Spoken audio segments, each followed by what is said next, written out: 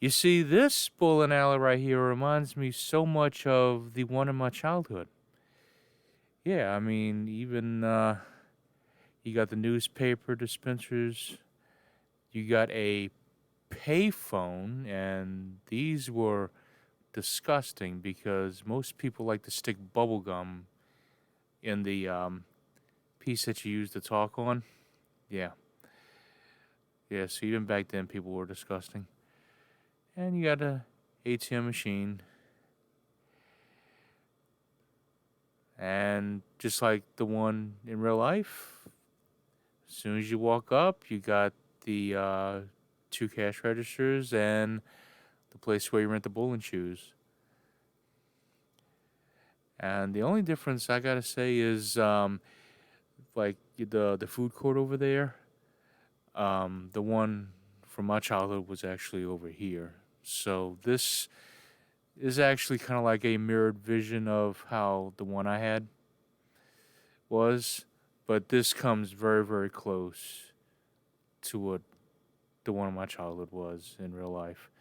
It was called Imperial Lanes originally, and it had still had a lot of the Brunswick equipment from the early '60s, and then it became Penny Lanes, and they had much cheaper equipment then. But I gotta say the Brunswick equipment, especially the Gold Crown series. I mean, that's just the best in the business. I find can't really get any better than that. But anyway, they had some kind of building over here where they would customize a bowling ball to fit the hands of people that have like much larger thumbs, and the bowling balls that was on the racks was probably too small, so they had a place where they actually customized the ball. But of course, they had to pay for the ball. I mean, it was their ball that they had to use to get it customized. So yeah, that was there, and the food court.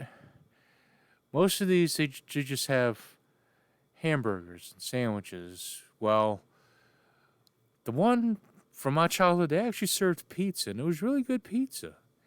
It tasted a lot like what a Tombstone pizza would taste like. Only it was a lot bigger, and it was before what Tombstone pizzas were.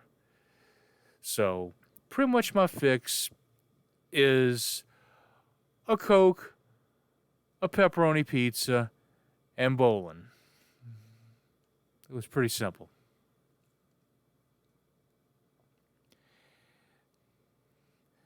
Now, the lighting didn't look like this. It was more like this type of lighting.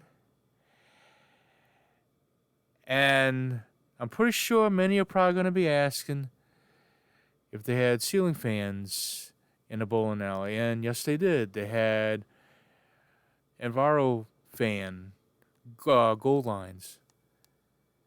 And they had one over each bowling booth. I guess that they would call it a bowling booth. But yeah, they would have like, a ceiling fan above each bowling booth. Now, one thing I do remember about the Brunswick equipment is they had a hand dryer right here, and they had two reset buttons to reset the pins. And what I found out was really cool about this is when they would turn the machine on, it would sound just like a jet engine. So you knew as soon as you heard saw the lights come on underneath there where the pins are, and you heard that jet engine sound whirl up, you knew you were in for a treat.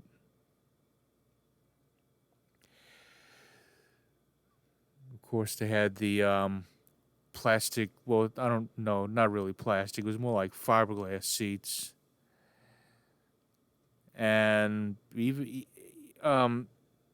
I'm going as back as before they even had these monitors up there to keep the score for you.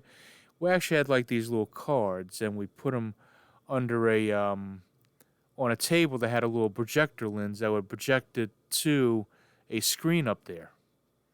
Yeah, that's how I remember doing it. And then, of course, it got more modernized. Where they kept the projectors up there, but they were no longer in use. But it was really nice that Imperial Lanes kept it. And I think, when Penny Lanes took over, they just completely eliminated that completely and changed out to a much cheaper one. But me, personally, I like the Brunswick equipment so much better. Yeah, I mean, you just can't beat it. Okay, let's see. It's fun. Join a game, play a game, start a game. Okay, let me go get a bowling ball.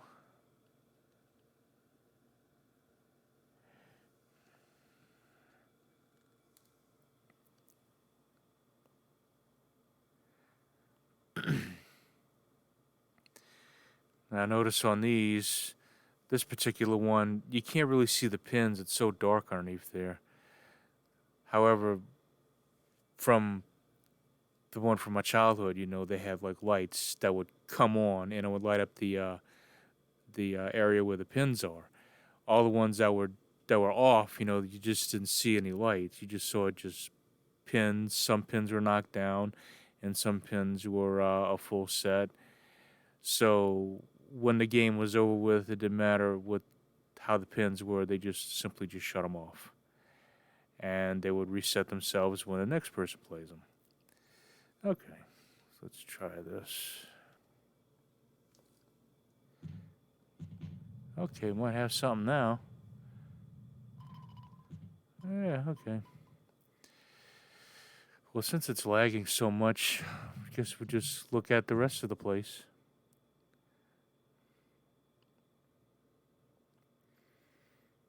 Wow, this thing is lagging like a son of a bitch.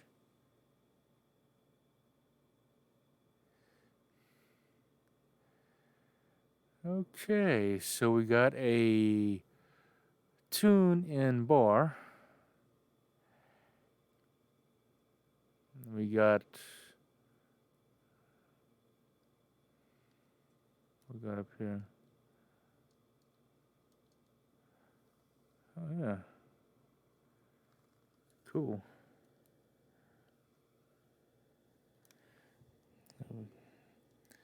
Yeah, it's lagging so much. I think this world just has too many things in it to the point where everything is just so laggy in here. Okay, I don't need two guitars. Okay, oh, what we got here? Two bladed ceiling fans. Remind me of an Emerson Fernleaf. However, the motor housing looks something like a Fasco, only that they kind of widen it some. Don't really care about the square flat modern light. Would have been nice if they had the 4 branch type lights with the individual twist switch. You probably know what I'm talking about. Whoever's watching this that's not clueless about what I'm talking about, they'll probably understand what I'm saying. But anyway, yeah.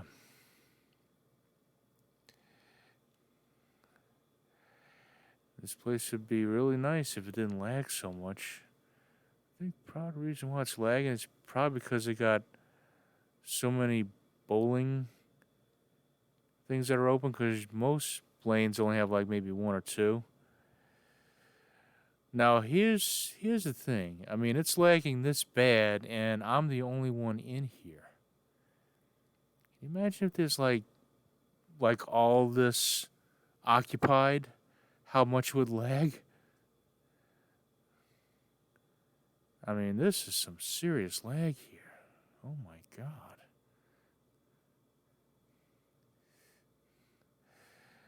But anyway, I guess I guess that's all I'm going to really say in this video. I guess until next time, I'll see y'all later.